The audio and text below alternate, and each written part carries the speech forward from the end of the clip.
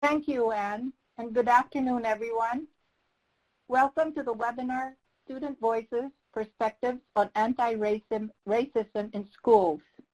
My name is Maria Paz Avery, and I'm the liaison to the governing board of the Regional Educational Laboratory, Northeastern Islands at EDC. It's wonderful to see so many of our colleagues from the Northeast and so many of you from across the United States and its territories joining us. I also see that we have a broad diversity of roles and interests represented here, from K-12 educators to educators in higher education, from nonprofit organizations, and from other national research and technical assistance programs. Welcome, everyone. We look forward to your engagement as we listen to the experiences and perspectives of our youth on a topic that is of great importance to them as they pursue their education in our public schools, that of creating and supporting an anti-racist learning environment.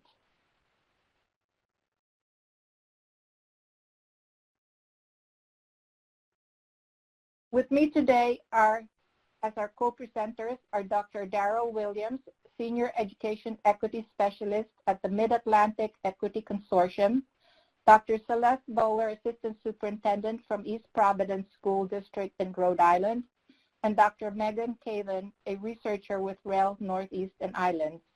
And most importantly, with us today are students from East Providence and from Philadelphia schools who will share their perspectives on anti-racism in schools. You will meet them later in the webinar. The REL Northeastern Islands is one of 10 regional educational laboratories created by the Institute of Education Sciences, the U.S. Department of Education, and tasked to work in partnerships with educators and policymakers to develop and use research with the goal of improving academic outcomes for all our students. Our co-sponsor is the Center for Education Equity, one of 4 regional equity assistance centers also funded by the U.S. Department of Education. Its mission is to improve and sustain the systemic capacity with public educational systems to address inequities and increase educational opportunities for all students.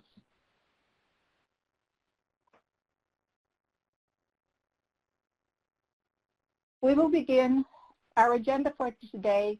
We'll begin by reviewing the research that continues to highlight the importance of creating learning environments that support the educational and social needs of our students who have historically been disenfranchised. We will then briefly define concepts that are essential to our understanding of what anti-racism in education is, and we will then hear about 2 programs, a youth-led professional development program and a curriculum for high school students. Most importantly, we will have the opportunity to listen to the perspectives of students that have participated in these programs. As we move through the agenda, please enter any questions you may have into the Q&A chat room, and we will direct as many as we can to the appropriate presenters. We also have received a number of questions to the registration. We hope we will answer some of them, but others are beyond the scope of this webinar. So stay tuned. We may have other webinars. Our goals for today are simple. We are really here to listen and to learn from the experiences of our students, to hear what is important to them as they identify and confront racism in their lives and in schools, and to learn from their perspective what supports are important in doing this work, not only for themselves, but also for the educators that are with them in this endeavor. But before we move into the content of the webinar, let us take a few minutes to find out what anti-racism initiatives you already have in your own settings. Please enter your responses. I can see that many of you have already started professional development for teachers and staff. That's wonderful. Created district-level goals addressing diversity and anti-racism. Some of you seem to have school equity teams and student-led initiatives or clubs. That's wonderful. These are all great ideas, and I hope we will continue to learn about them. Thank you for sharing these areas in which you are working to create anti-racist practices in your own settings. I think we can move on, yes. So now we're going to get into the meat of our webinar, and we will start with a brief review of what we know from the research base. As you are all most likely already aware, ensuring that learning is equitable for all students has to be a whole school and a district-wide commitment to aligning policies, practices, and curricula so that the diverse needs of our students are met. This cannot be the work of individual teachers alone. We know that. We know that all our children, but especially our Black students and students of color, benefit academically and personally from having teachers and curricular materials in which they can see themselves as positive members of this society. We know that teachers need to be prepared to be proficient in their teaching practices and subject matter, but also in understanding the intersections of race and ethnicity in our learning environments and the dynamics of power within schools and in society. And we know that the more engaged students are in their own learning and have a voice in creating a school culture that is respectful of their lived experiences and their knowledge of what works for them, the better the outcomes in learning and in developing thoughtful, responsible members of society. Let us now take a moment to review some key concepts that underlie the focus of this webinar. Let us remind ourselves what we know about the concept of race. That race is a social and historical construct that establishes a system of human classification based on unfounded distinctions of superiority and inferiority between groups of people. Distinctions that are based simply on superficial characteristics such as the color of one's skin. In other words, race as a system of classification is not based on any inherent distinctions between groups of people. Humans, we now know, are 99% identical in their genetic makeup. However, we also know that race as a classification system is a social reality that permeates all sectors of our lives in both obvious and hidden ways. What can we do about addressing the negative effects of race classification? Here I am using Ibram Kendi's distinctions about racist and anti-racist. Many of you may have heard of him as the author of the book, What It Takes to Be Anti-Racist, or How I Can Become an Anti-Racist. What I appreciate in Kendi's conceptualization of the label racist is that he is clear that we all can and do have racist ideas, whether we are aware of them or not, because they are intricately embedded in the ways we are socialized into this society. To be racist is to express ideas based on unfounded beliefs that some racial groups are inherently better or worse than others, and to support policies that create and sustain inequities and injustices for those racial groups that are deemed to be inferior. Let me share something about myself. I am an immigrant and a person of color. I came to the U.S. in my mid-20s, but thinking back to my early years in the U.S., I'm amazed at how quickly I had unconsciously fallen into thinking and acting in racist ways without knowing it, until I was challenged publicly several times for the basis of these ideas. Since then, I have learned to question commonly held beliefs, such as the achievement gap, which for the longest time has tended to stop at putting the burden for the gap on the student and his or her family's circumstances, without examining what systemic policies and practices were contributing to this gap. To be anti-racist is the flip side of being racist. In other words, to be anti-racist is to be intentional and vigilant, and I want to really stress those two words, intentional and vigilant, in questioning and examining those assumptions we have unconsciously internalized and the explanations we automatically use to explain behavior and performance. When some colleagues and I began seriously thinking about the achievement gap, we began to realize that these results had much to do with opportunity gaps.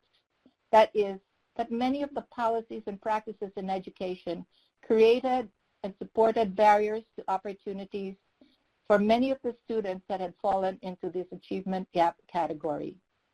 To be anti-racist, therefore, in education is to be willing to challenge our beliefs and to carefully examine how current policies and practices lead to the outcomes we are getting, and not to fall back on explaining discrepancies on the basis of unfounded group characteristics.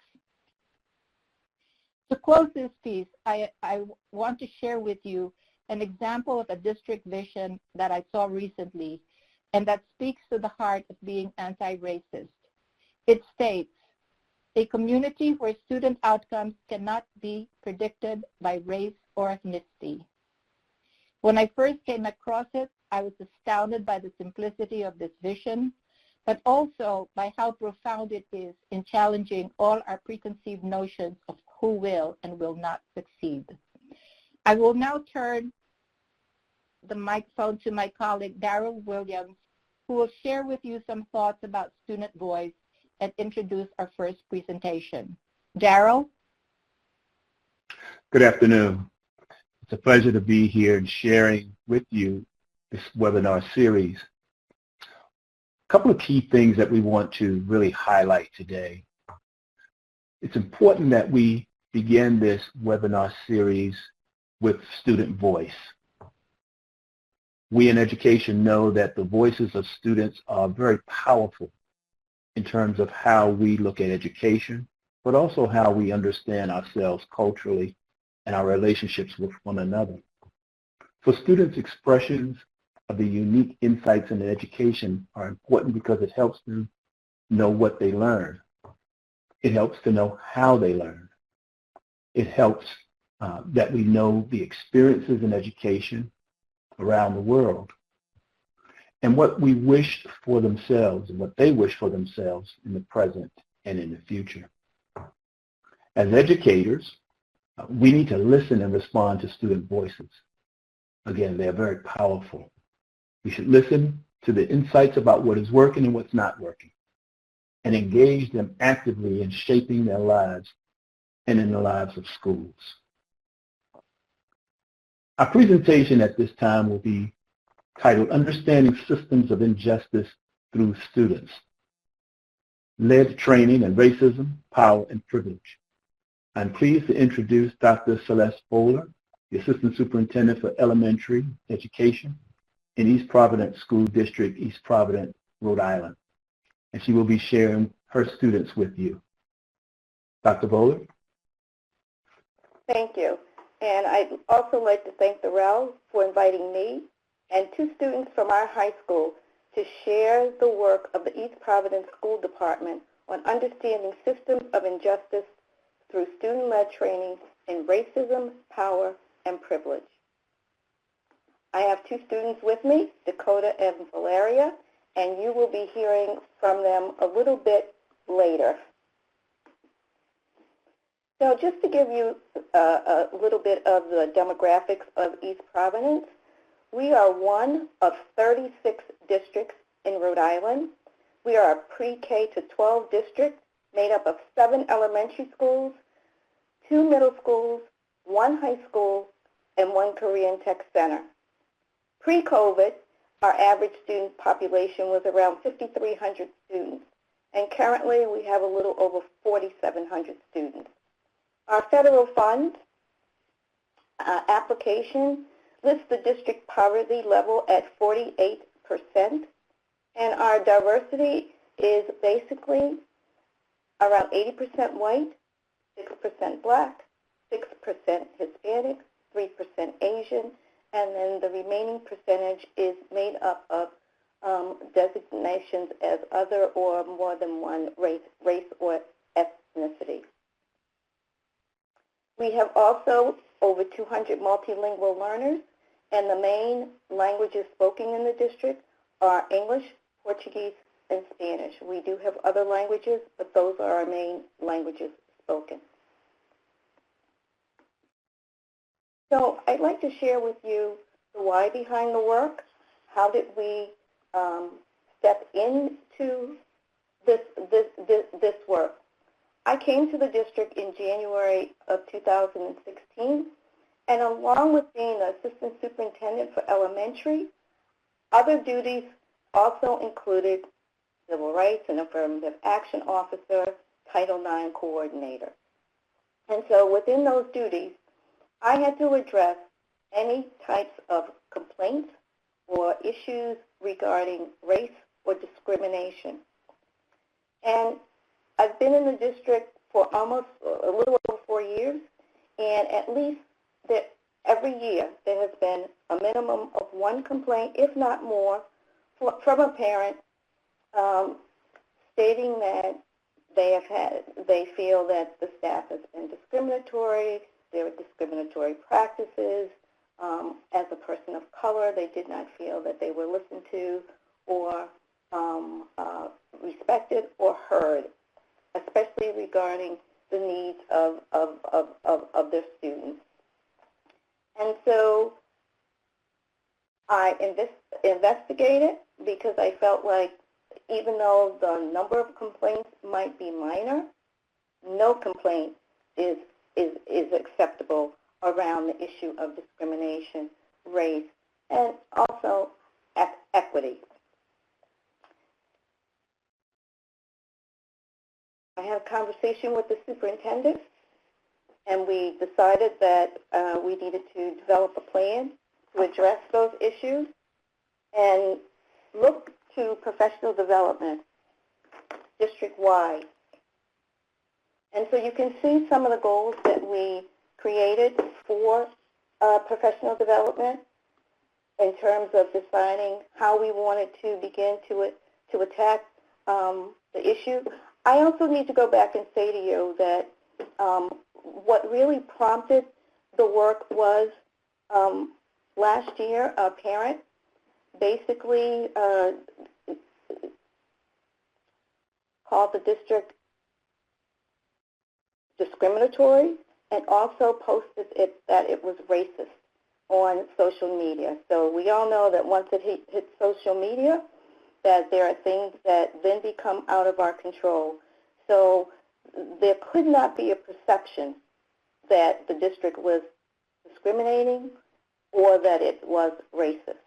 And so we developed these goals under a plan of action in terms of how to provide professional development. But I also thought as the person who investigated each of the complaints that perhaps there was something I was missing. Was there a little bit more that I needed to think about or pursue or put in a different context? So here are some of the goals that the superintendent and I talked about and developed in terms of the professional development. And you see increasing awareness for equity, diversity, and inclusion, creating a deeper understanding of culturally responsive practices, creating a common definition and understanding of racism, and certainly making sure that our schools are inclusive and welcoming to all. Of course, even though we had created these goals, we really weren't sure who was going to do the professional development or what organization to seek out. But I did know that it was a task that I didn't feel that I was prepared to become the person at this point providing the professional development.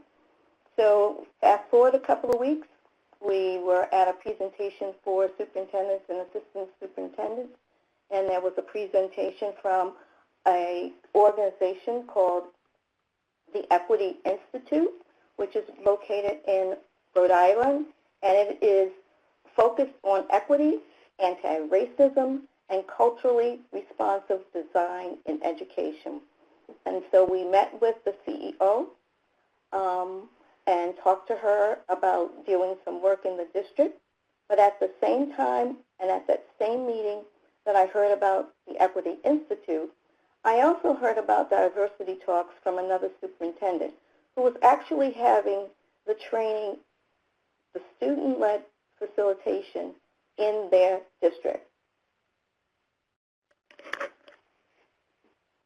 So we started with the Equity Institute, who did a very good job providing us with a baseline of information around equity, anti-racism, and culturally responsive education. We also met with the CEO from Diversity Talks. And in meeting with the CEO from Diversity Talks, we were very much interested in the fact that the professional development would be led by students. Now, I've been to a lot of professional development opportunities, and oftentimes, similar to this one, it is not led by students. Students are a part of the professional development, but it was explained that it would all be done by students. So I was very intrigued by that. It was different, and I wasn't real sure how it was going to work. So basically, I took a chance.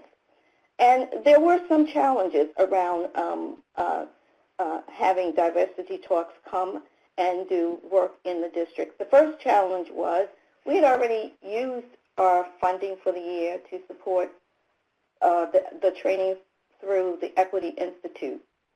I also heard from a colleague that the suggestion was that perhaps the district was not ready for the types of training that was offered by Diversity Talks.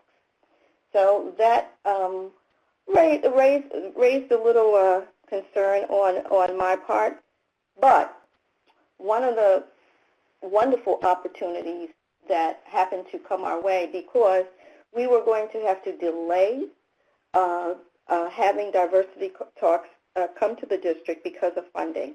And so after meeting with the CEO from Diversity Talks, a couple of weeks later I received a phone call from her saying that she had received some grant funding and that she would like to offer the workshop to East Providence at no charge.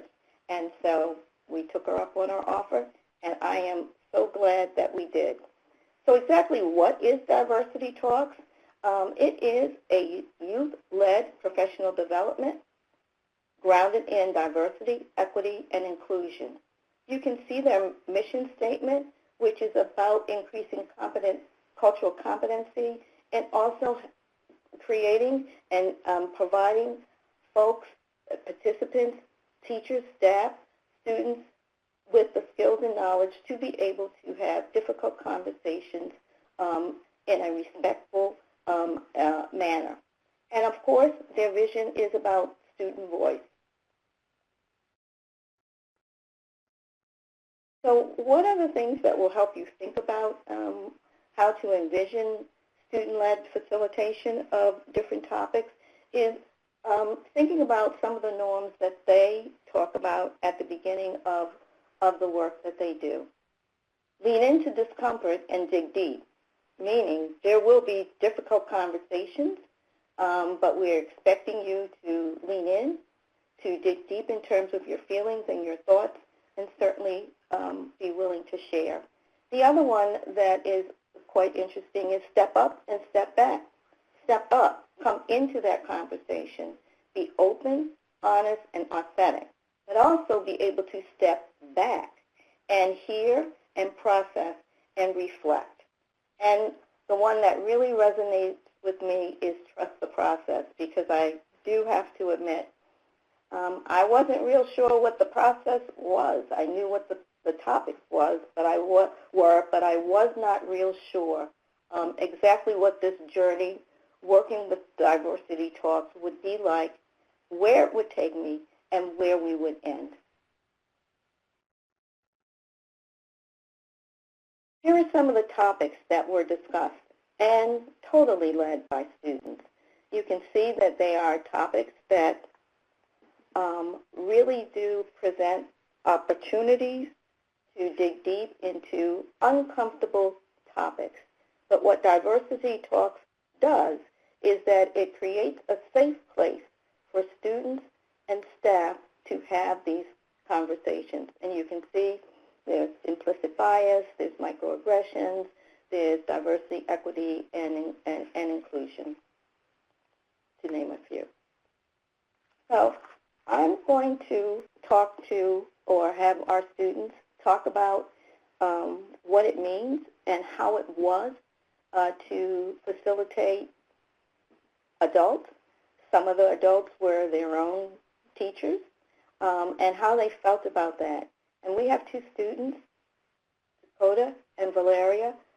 Dakota was really in the first group of diversity talks, and Valeria is in our second round of diversity talks. And I do need to say that the first group of diversity talks was face-to-face, and now we are in a virtual reality, and students have stepped up and are facilitating the groups virtually.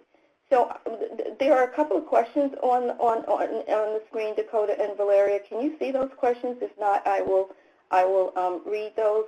Valeria, are you saying? Okay. So so why did you apply to diversity talks? What did you know and why did you apply? So either one of you can start. Dakota?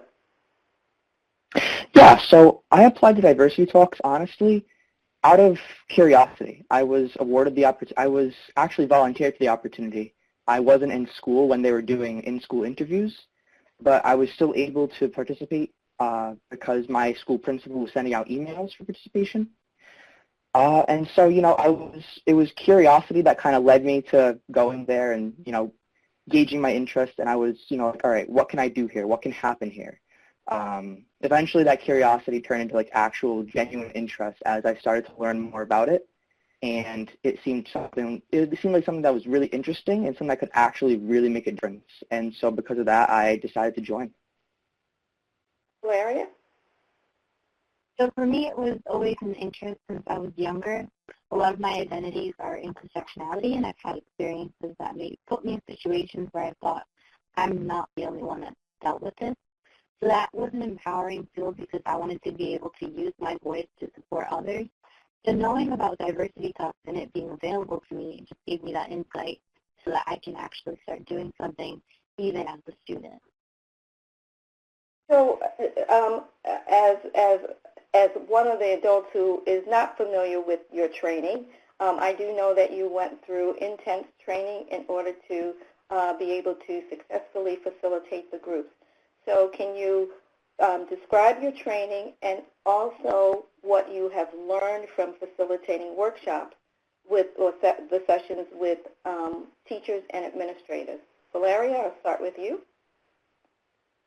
So the training was basically, it was running through the workshops as normally, and we do a lot of education. We talk about our experiences, we talk about everything that's around us. It was basically a comfort zone. So it really gave us it was mostly just to empower us to use our voice, to be able to be comfortable with us, ourselves, authentically, and be able to educate others in a respectful and educational manner. Yeah. Dakota? Yeah, so the training was really, it was a lot of how you'd say learning and unlearning. You know, I believe one of the former participants in the webinar was just saying how, you know, it's unlearning a lot of the racist institutions that are already established in society and trying to relearn how things could be done differently. And honestly, it was a transformative experience, just from the start to the finish. The manner in which that people were, you know, how we participated with each other.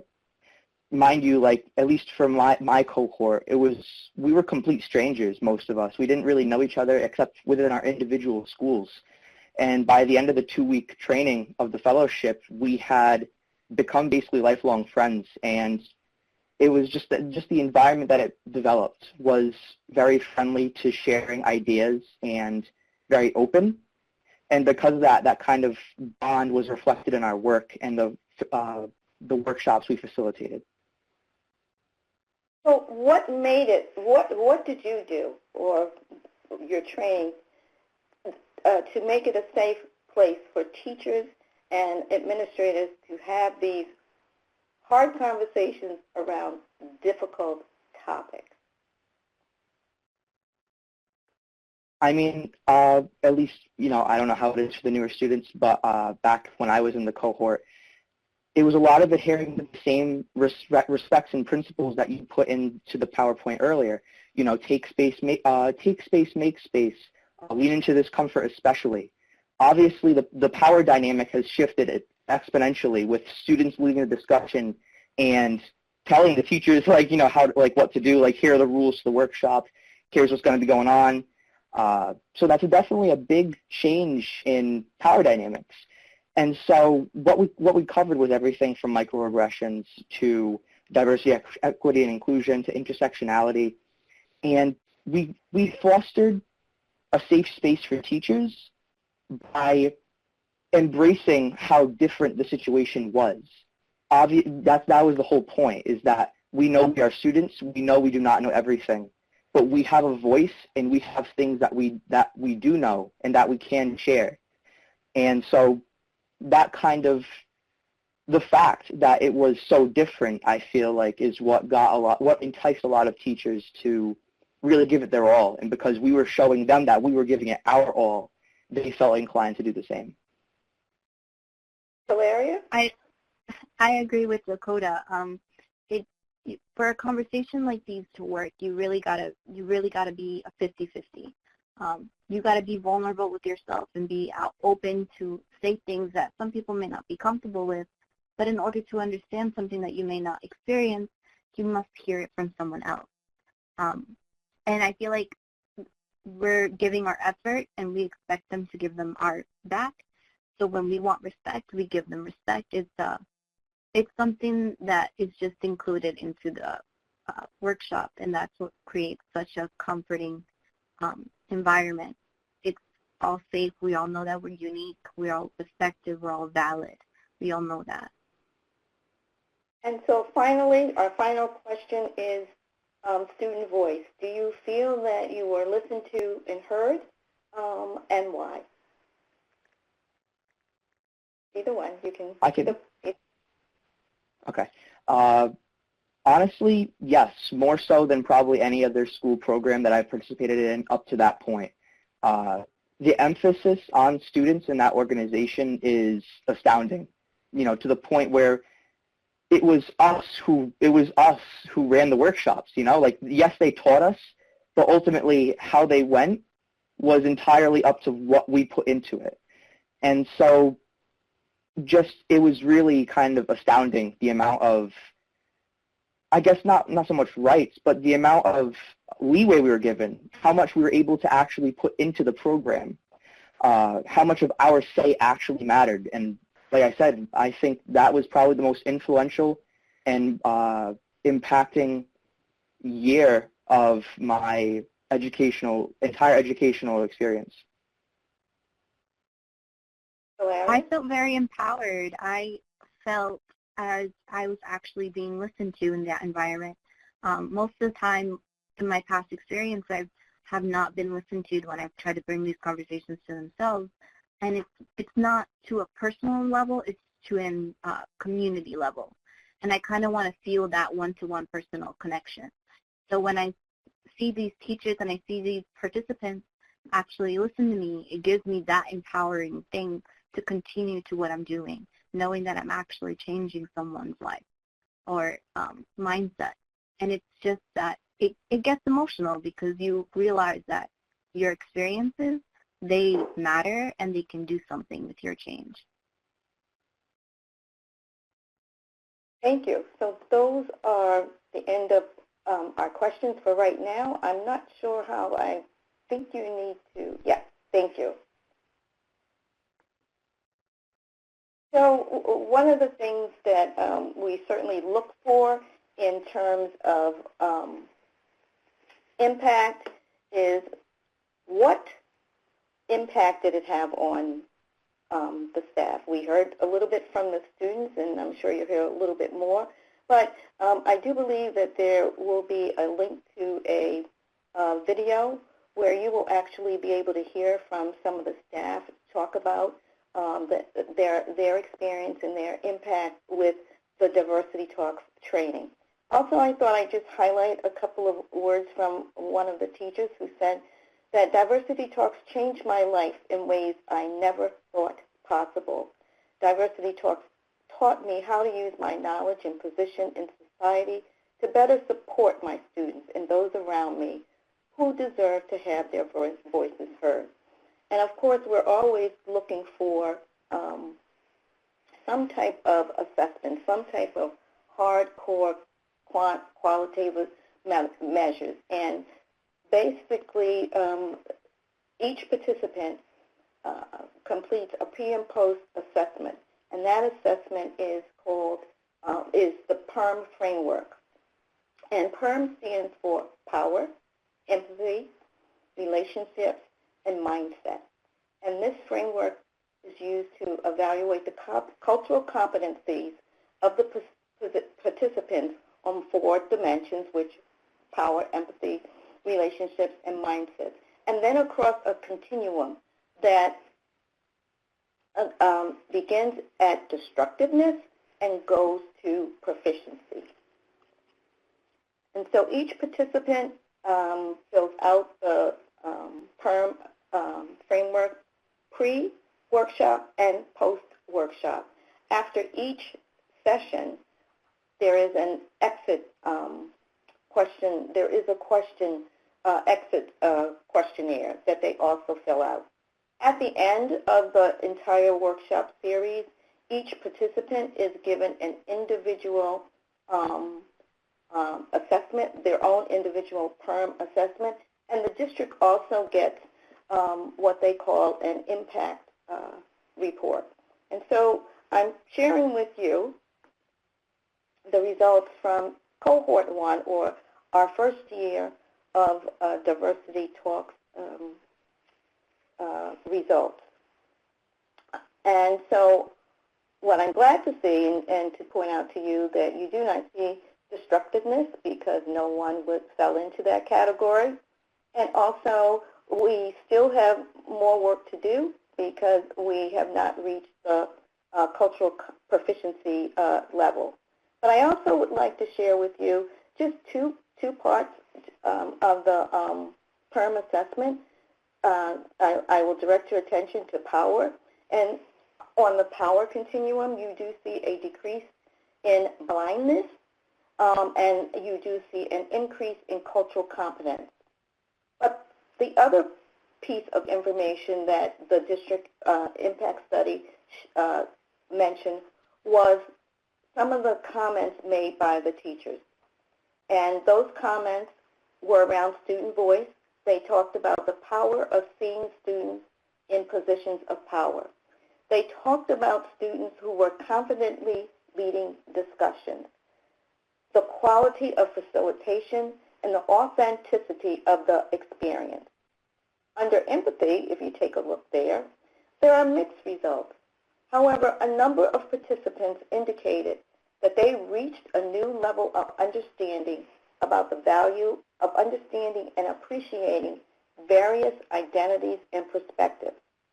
They also talked about how powerful it was to hear students with various identities share their experiences. So we continue the work, and so you can see that we have a goal in our district strategic plan focused on equity. And it's not that equity is not part of everything we do, but right now I think we need to call it out and make it front and center to remind us that it needs to be front and center.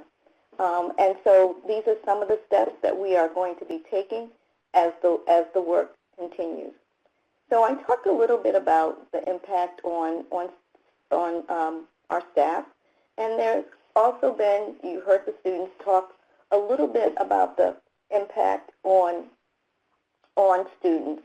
And so I would also like to bring the students back, because one of the amazing things that occurred was probably around the third workshop, I was approached by a core group of students who wanted to create a student organization where they would have a safe place to have conversations and to exercise their voice. And so I'm going to turn this back over to Dakota to talk about Shout. And he was one of the members of that core group of students who really wanted to create a club for students.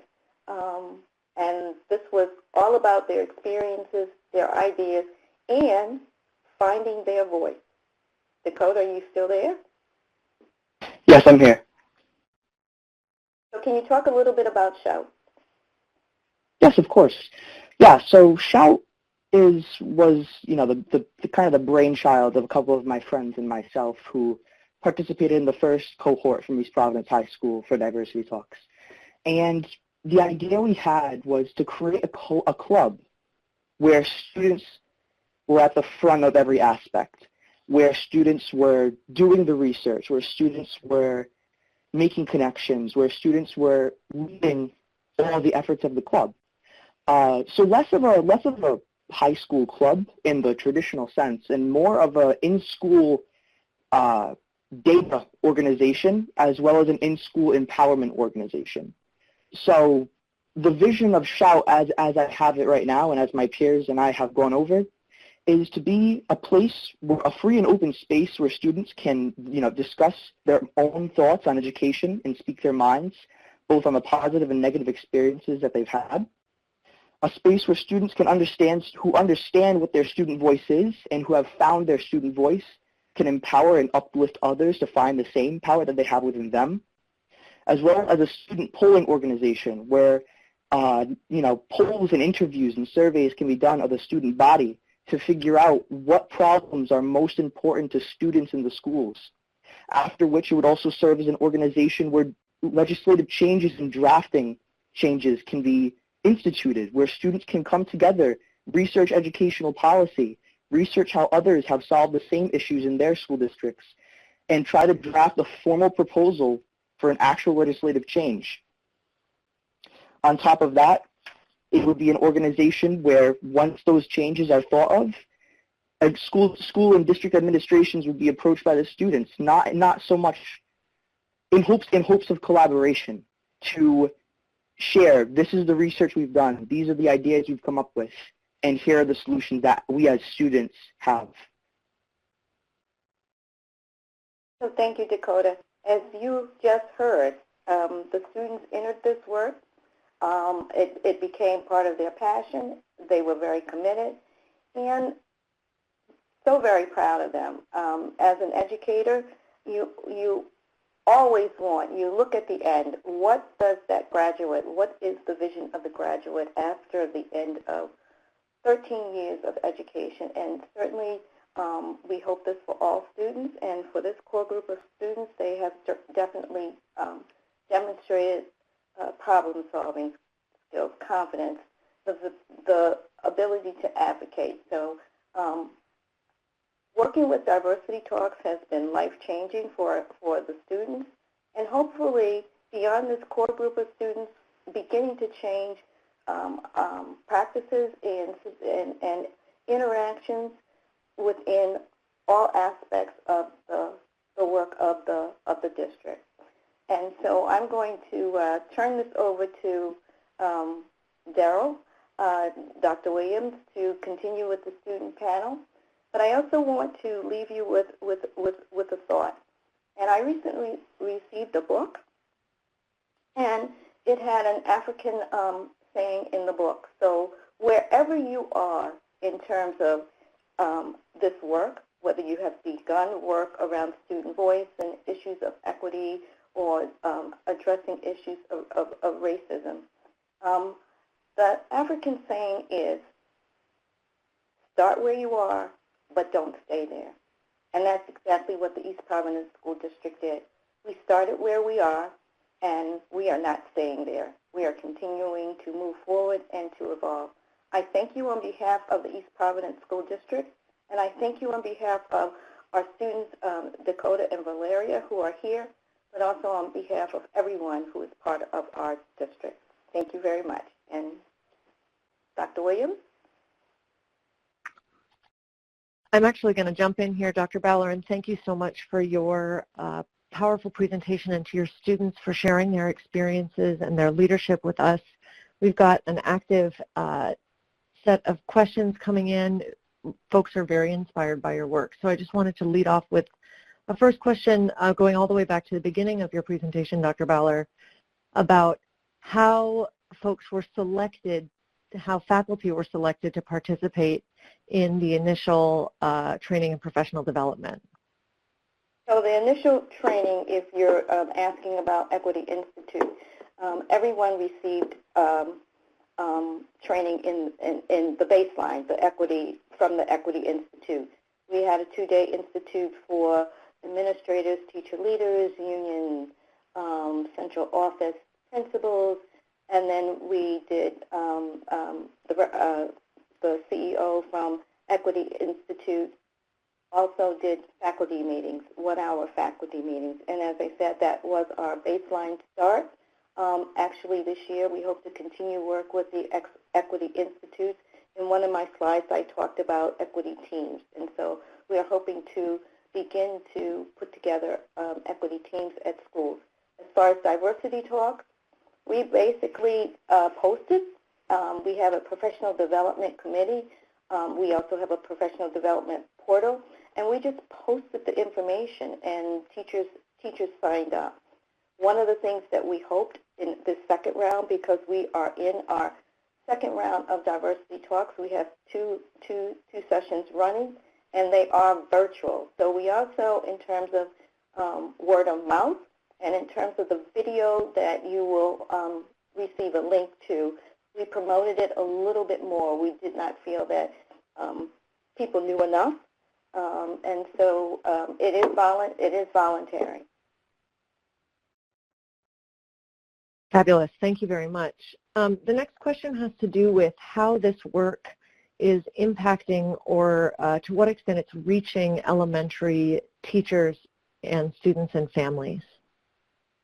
So as far as our elementary schools, we do have participants in our elementary schools. So when I talked about the Equity Institute and the baseline, everybody received that baseline training from from elementary through high school staff.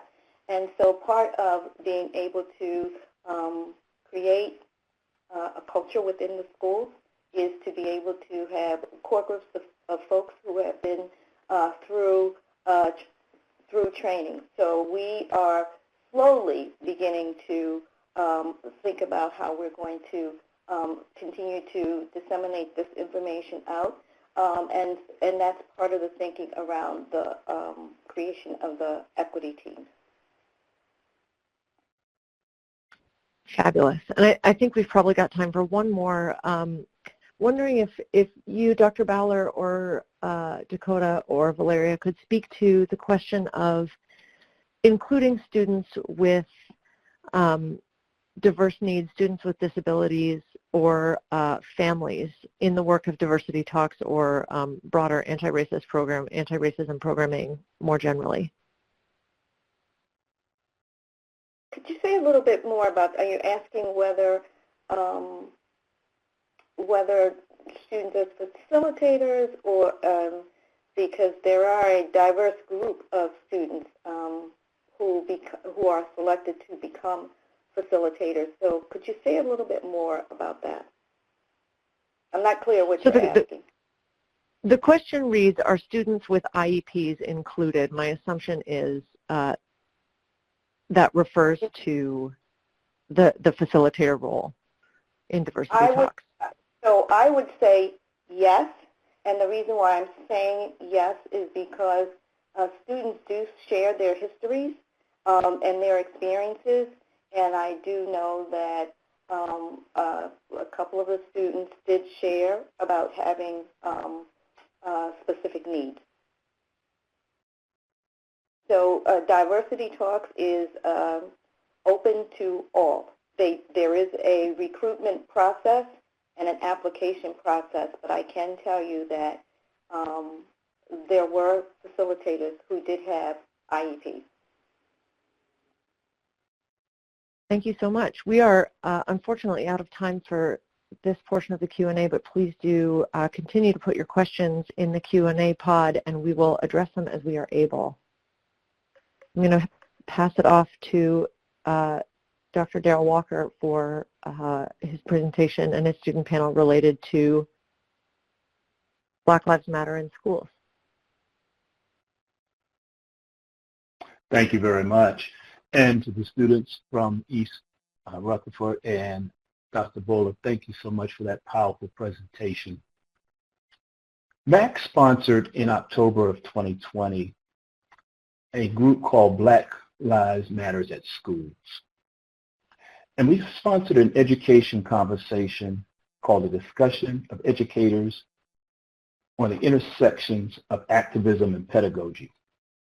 And from that webinar, we learned a lot about the Black Lives Matter at Schools movement. And so we felt it was important, as we spoke with educators, to find an opportunity to have student voice presented also. So today we're going to present a student panel, and we've met Dakota and we've met Valencia, and we're going to add 3 new students to this panel. Our students from the Philadelphia School District include Anaya, Shayla, and Shamaya. And I just love that picture. I hate to single out one person, but that picture of Shayla with the megaphone, I think it really speaks volumes to what we're here today to do. Have students raise their voices to talk about anti-racism in schools. So before we get to our questions, I'll give you just a little bit of, we're going to do a poll first, my apologies. We're going to do a poll. And in this poll, I would ask the question, how early should educators teach about race and racism in schools? And let's just take a few moments. You're seeing a lot of, so we're seeing a very, very high degree in early childhood grades. And it looks like early childhood and elementary grades are the 2 areas that we're seeing, really, really stand out, with many, many more, 86% at the early childhood grades. Okay, thank you.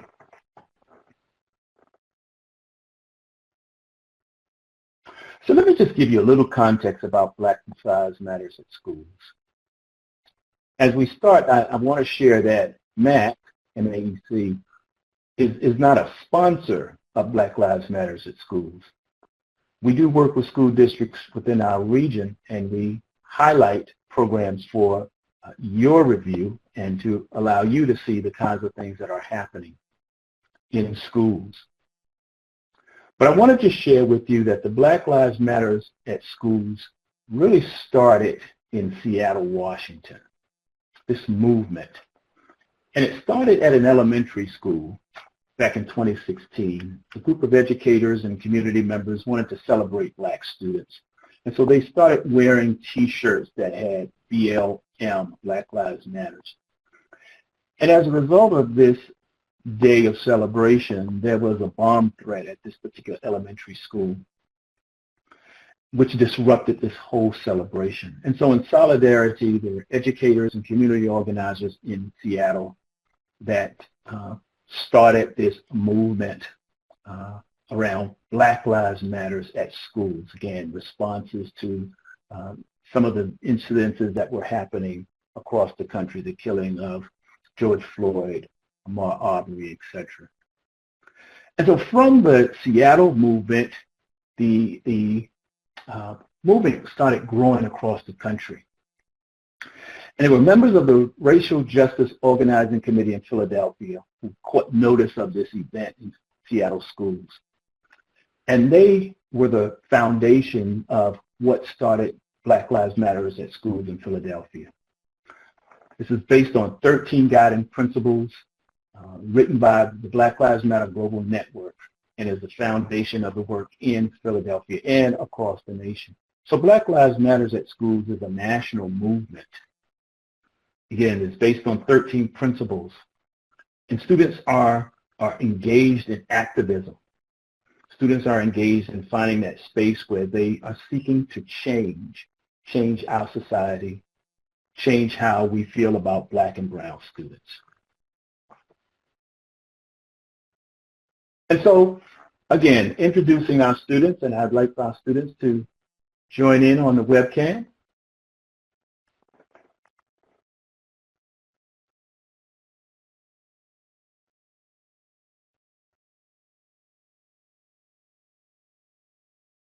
Okay, thank you very much for being a part here. So let's start with our question. And I want to ask specifically, give some voice to our students from Philadelphia first. I'm going to ask Shayla and Anaya to respond to the question. What does racism in schools look like and feel like?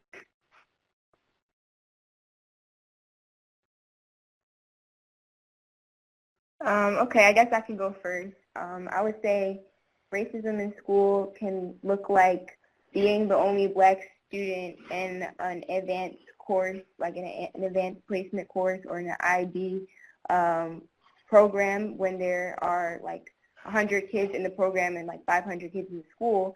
And also Philadelphia is majority Black and our school district is majority Black.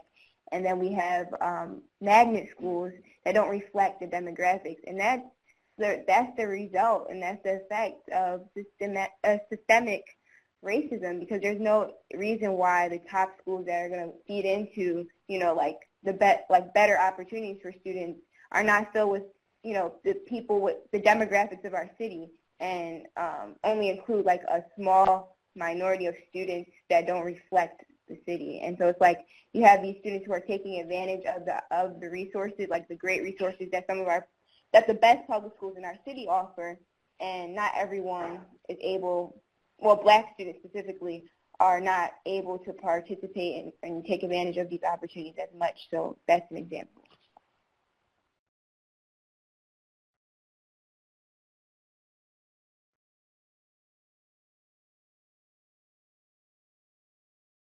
Okay, I will go next. Racism and so I know in Philadelphia schools, I know in my school personally, it's just the lack of a diverse curriculum. We have many courses that are just targeted to white people when that's what our teachers choose to choose. My school is named after a Black scientist, George Washington Carver, and in my 6 years, I never learned about George Washington Carver. It's always been about white scientists or a white Shakespeare. We haven't learned about even Othello. Like, I don't understand what's that about. I was taught that we have to say something, and I spoke up. So it's saying I'm working with my principal to make sure that our curriculum is more diverse, because you can incorporate and teach other people. You can speak life into other people if it's about them, and that's how I feel racism is in our school.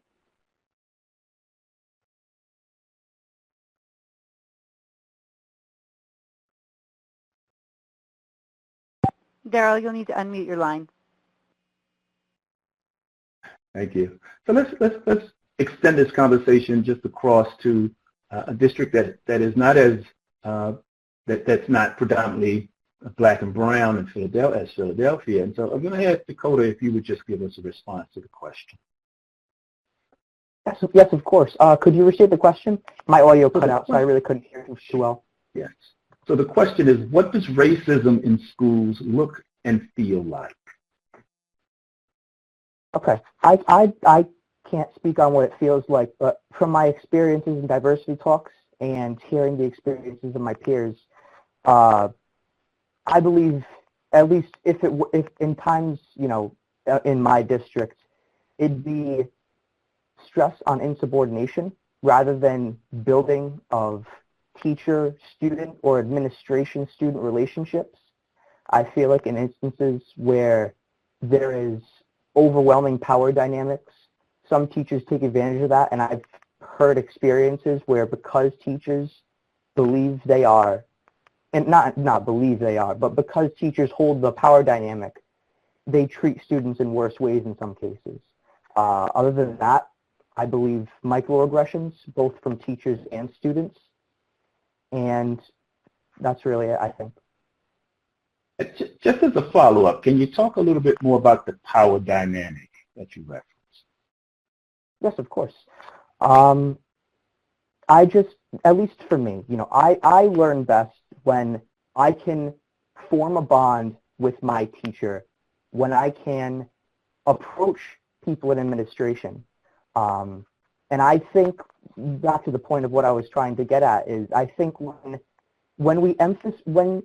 it's emphasized that students are insubordinate to their teachers, when they have to, I feel as though there's a problem with respect. Once students are put in the spot of being, kind of insubordinate to the teacher, you don't see the same respect there anymore. You don't see a lot of care in some cases. And so I think the power dynamics need to be shifted. I think there needs to be more emphasis on students not just being students, not just being people that do work and turn it in the next day, but actual people with actual thoughts outside of school.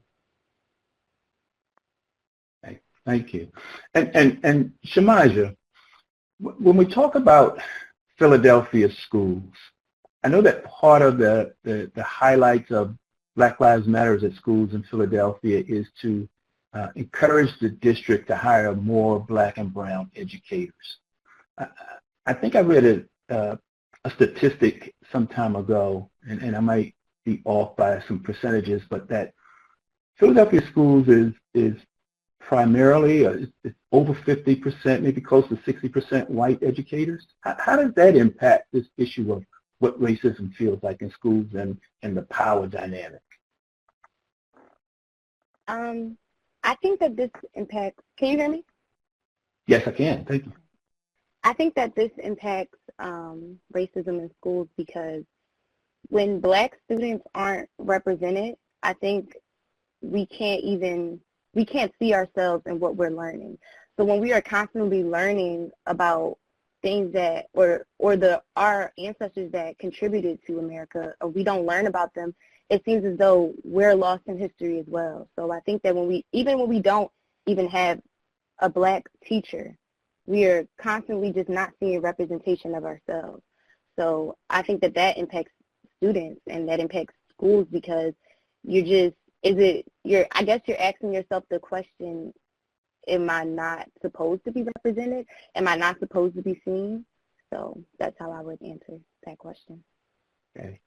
Thank you. I think we get a sense that for our youth, for this question, that there is a sense that the relationships between educators and students, the interactions and the dynamics between educators and students is important from the perspective of understanding race and racism in schools.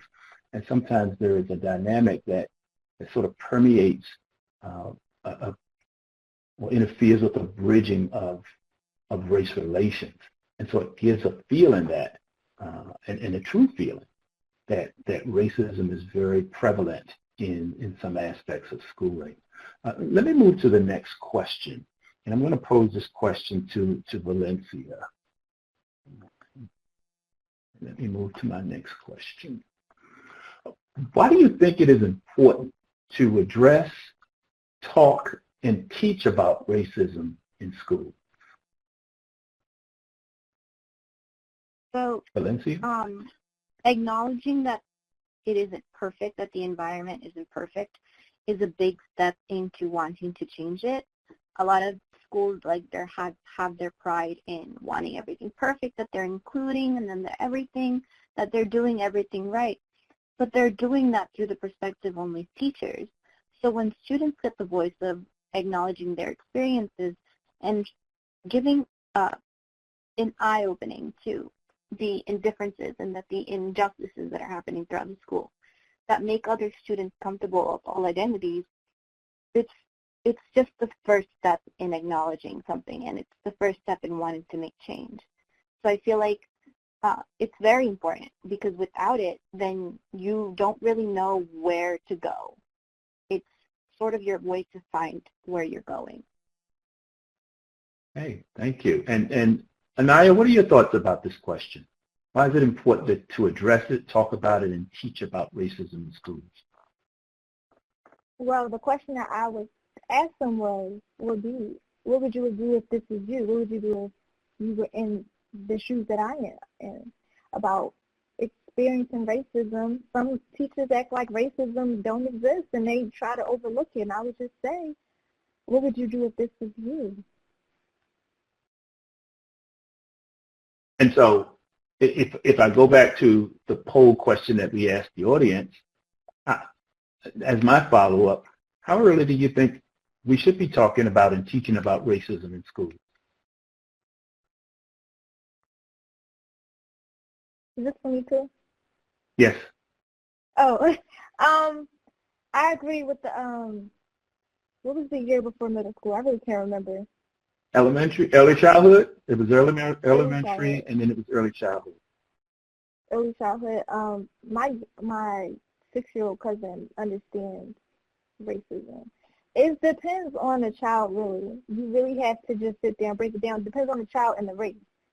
So it might take it longer for someone who is not of color to understand, but if it's taught at a young age, then hopefully it will get through to them. Because if we do remember that racism is taught through their parents, so they pick up things as a child, and it starts young, so maybe we should start young.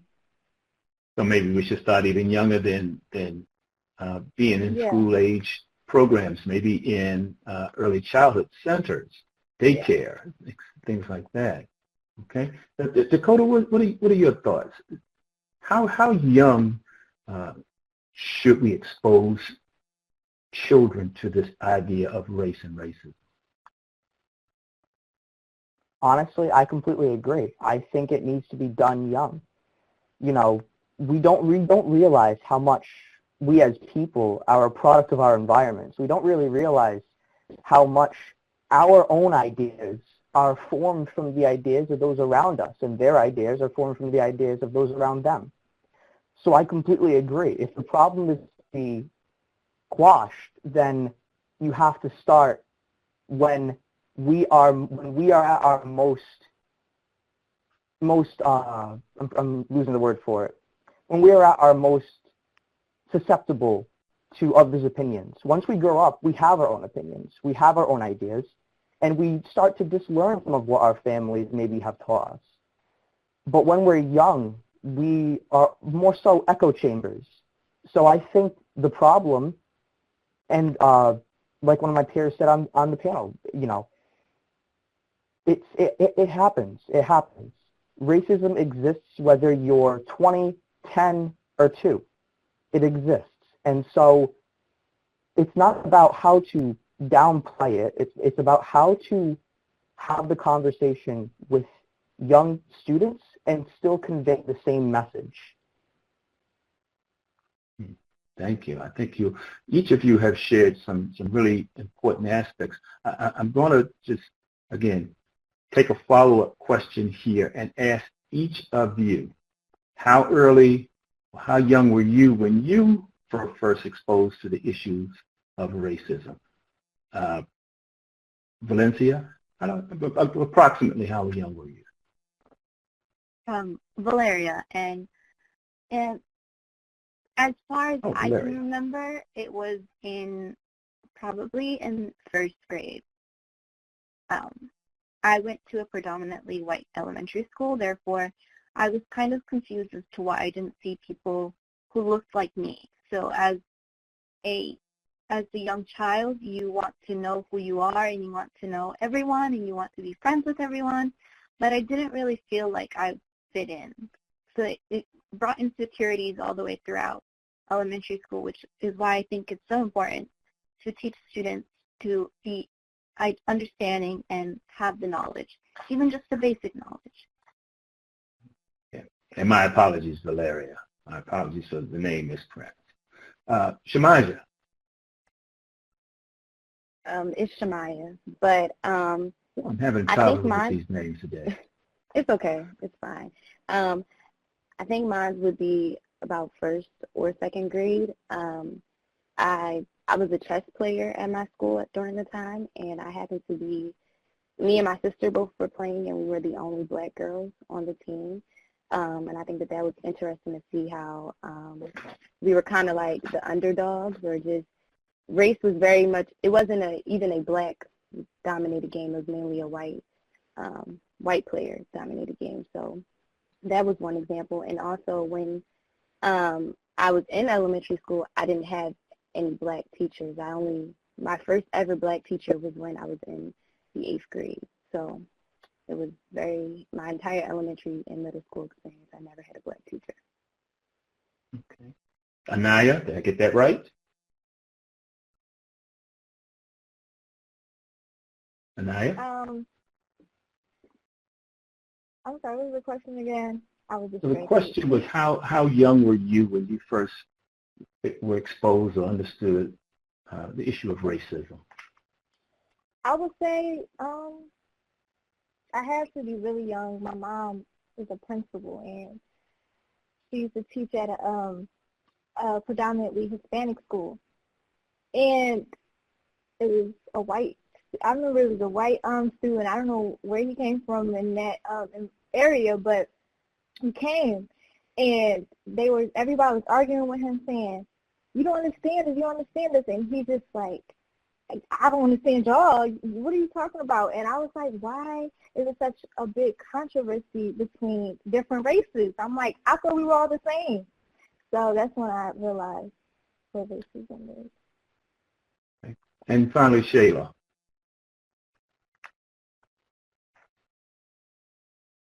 I would say, I don't know if I'll talk about when I first realized that race was a thing. I remember being in like maybe kindergarten and being at like Walmart or Target or one of those stores and picking up the white doll and always wanting the white doll, never picking up the black doll, and my dad noticing that was an issue. And I remember him firmly telling me, like, you are black and black is beautiful, and you don't have to get the white doll. And like that's really when I realized that I am black. And because it's like when you're a little girl, all you see on TV and like what you see in magazines, and I think it's changing now, you see more representation, but what you perceive as beautiful is not yourself, and sometimes you don't even notice that that's not yourself. And so like at that young age, my dad affirming that, black is beautiful and I am black, I think that's when I really realized that like I have to tell myself, like, society's not going to tell me that I'm beautiful, or I have to empower myself, and I'm lucky to have like family that empowers me and affirms me, because our society definitely doesn't. That's interesting that your father recognized the dynamics you were having with the black and the white doll. There was a study many, many years ago, and I haven't even thought about it in such a long time. I can't remember the researcher, but it was the doll theory, where students, black and white students, looked at two dolls, a white doll and a black doll, and the white children selected the white doll, but also the black kids selected the white doll overwhelmingly. So it's interesting that even in 2020 or 2000, that same kind of dynamic is occurring, and your personal experience has shared that. Thank you very much. There are questions in the chat, but I think the question that I'm seeing leads directly into the next question that I have for the students. So I'm going to ask the students the question this way. And I'm going to start with Dakota. What advice would you give teachers and administrators who don't believe that they should support anti-racist efforts in schools? I would tell them to try to put yourself into another person's shoes. It's easier to say there's no problem when you aren't facing the problem. It's easier to say that, to hide or avoid solutions when the solutions don't necessarily affect you.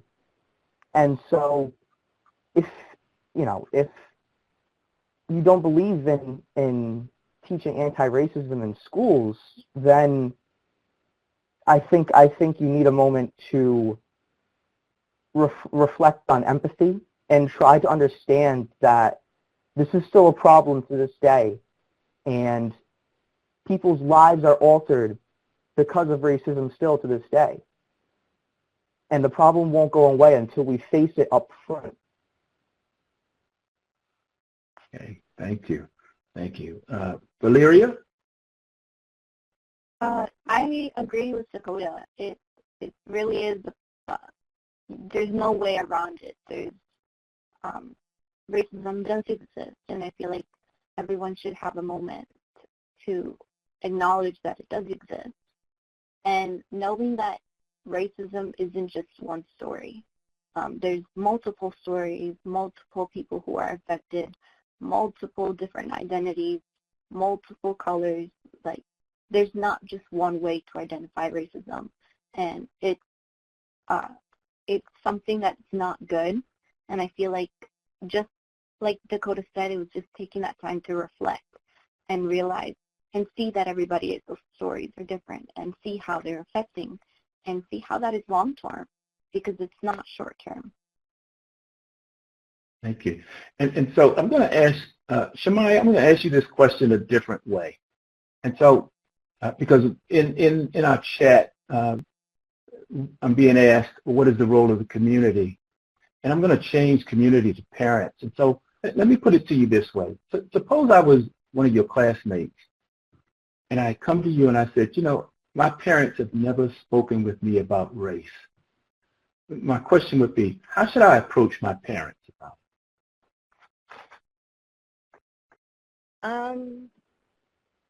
I think you should approach your parents by asking why, because sometimes there could be actually many different reasons on why parents don't talk to their children about race. Now, I don't know if we're saying the person we are talking about is white or black, or a person of color in general. I think that sometimes parents of color don't want to destroy children's innocence, if that makes sense. Like, don't really want to talk about race so early, like that we're a target, or, you know, are the problem with the color of our skin. And I think also with people who are not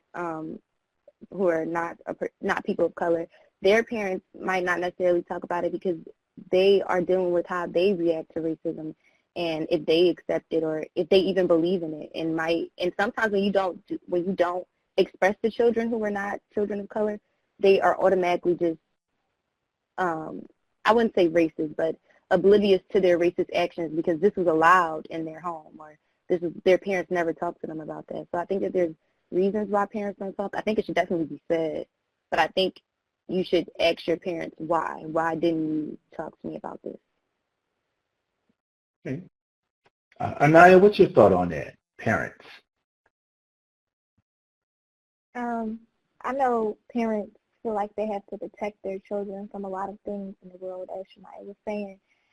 But for students or people who are not of color, who see what's going on in the world and know that their parents did not bring it up in their household, should say something to them. And you should speak out. Even if, because I know we all on social media platforms, and we see the different students and different kids rebelling against their parents, taking their Trump signs down, all this different stuff. We can't change our parents. Our parents' view, they're grown, they're old. We have to change ourselves. And you can do better as a person. I was asking that question because, you know, we often hear educators say parents are our children's first teacher. And in this time with COVID, where all of us, the majority of us are at home, some added responsibilities are placed on parents as teachers.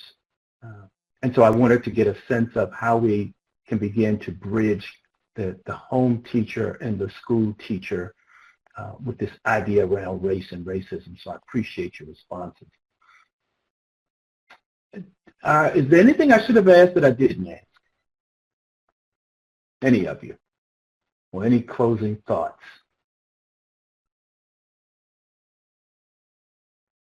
Well, I mean, I guess I could say that Anaya, Shamaya, and I are a part of the Philly Black Students Alliance, and we're a group of alumni, teachers, students.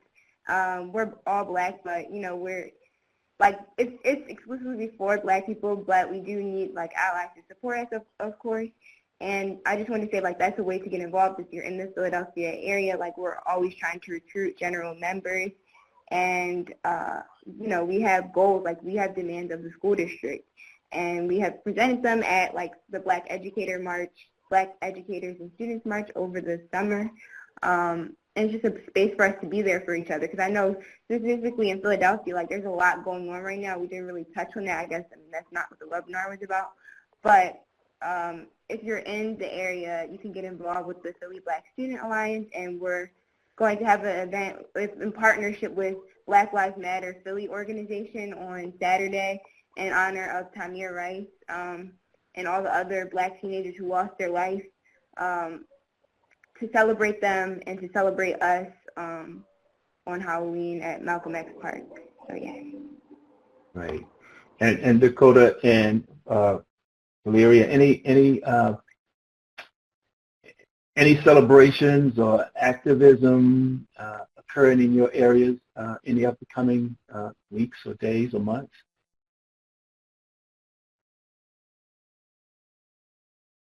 From my knowledge, in terms of anything, go. you can go ahead. It's okay. In my knowledge, there is a protest about a teenager that was run over by a cop car while on a moped, and I just feel like there isn't enough talk about that in schools right now.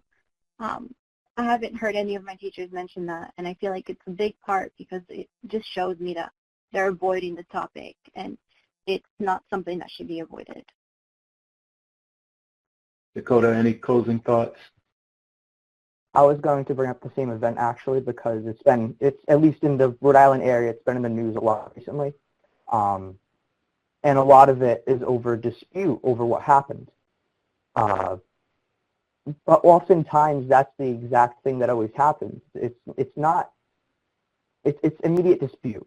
It's trying to flip the narrative and figure out, oh, you know, maybe it was just something different. Maybe it was something else. Rather than, you know, some racially charged or motivated attack, or just plain stupidity on the part of the officer who ended up hitting the child or the kid. But regardless of what it was, it's still a problem, and we don't take the time to acknowledge that it's still a problem that was allowed to happen in the first place. And so, to Valeria's point, I think we should continue to be treated as individuals with thoughts outside of school who have opinions on these things and who have ideas about what happened. I think rather than avoiding hard conversations, these conversations should be encouraged, but done so in productive and resourceful manners. Great, thank you. And just for the last couple of minutes that we have, there's a question that's asking, how do we adequately prepare students for difficult and sometimes offensive questions? And it further asks, how do we do that without causing additional harm? And I think we mean harm to students as they are in the foreground, their voices are in the foreground. And so I'm not gonna pose that to the students at this point. I'm gonna just respond that I think these 5 young people have demonstrated not only a commitment to their activism, but they are leaders in activism. And activism oftentimes, you know, has risk, and we want our students to be safe as they become actively engaged in protest, actively engaged in supporting ideas, actively engaged in speaking their voice and speaking voice to power. And so we as adults have to often create safe spaces for students to be able to lift their voices. We've got to protect them in those spaces where they are very, they're very engaged in this kind of work. And so it is our responsibility to not just rely on students' voices to be in the forefront, but to support that voice by providing them with the space and the opportunity to speak freely, confidently, boldly to affect change. So with that, I'd just like to thank our students this rich discussion, this awesome, powerful discussion. I hope that the members of the audience found real value in this conversation.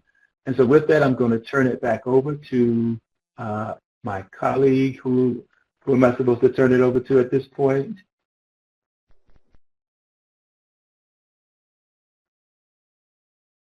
Am I to turn it over to Meg? Ann? I think it's me, thoughts? Daryl. I'm going to wrap it all up for us. Okay, thank you. So just wanted to begin these concluding thoughts with a huge thank you to our students who have shown tremendous bravery and vulnerability and intelligence in sharing their experiences and their commitment to this work. We are in awe of you and in such good hands as we, march forward in the future and toward a future that hopefully will be better than the present in which we all exist right now. And then also to acknowledge that anti-racism work in schools is a long process, that change will not happen overnight, and that is an effort that both requires us to look inward at ourselves and to address the systemic and structural factors that surround us. I'm going to borrow here a quote or a metaphor really from Beverly Daniel Tatum, who writes, "I sometimes visualize the ongoing cycle of racism as a moving walkway at the airport. Active racist behavior is equivalent to walking fast on the conveyor belt. Passive racist behavior is equivalent to standing still on the walkway. No overt effort is being made, but the conveyor belt moves the bystanders along to the same destination as those who are actively walking. Some of the bystanders may feel the motion of the conveyor belt, see the active racists ahead of them, and choose to turn around, but unless they are walking actively in the opposite direction at a speed faster than the conveyor belt, unless they are actively anti-racist, they will find themselves carried along with the others." I hope this metaphor is useful to you in thinking about the steps that you can take to turn away from the invisible and insidious racism that infuses our society and our schools, and allows you to think about the ways that you can work toward dismantling the walkway, dismantling the structures that allow that racism to be perpetuated. We have been deeply, deeply impacted by the voices of students who live this work, who live in the environments of our nation's schools, and really need to center their voices and uplift their voices to better understand the work that is ahead of us. So thank you to so many people who participated and who contributed to this work. Partners, districts, researchers, facilitators, and our tech team, to all of you who have joined us as participants and shared your questions and your insights. We are hopeful that this was beneficial to you and that some aspect of the learning that happened here today can be carried forward into your districts, into your organizations. We will share with you the link when it is published as a video. You will hear from us if you are an active registrant. And we hope you will keep engaged with the REL and join us for future events. I'm going to pass it over to Jenny, who will wrap us up. Thank you all very much for joining us. Please be sure to fill out our evaluation, and we hope you have a lovely day. Goodbye.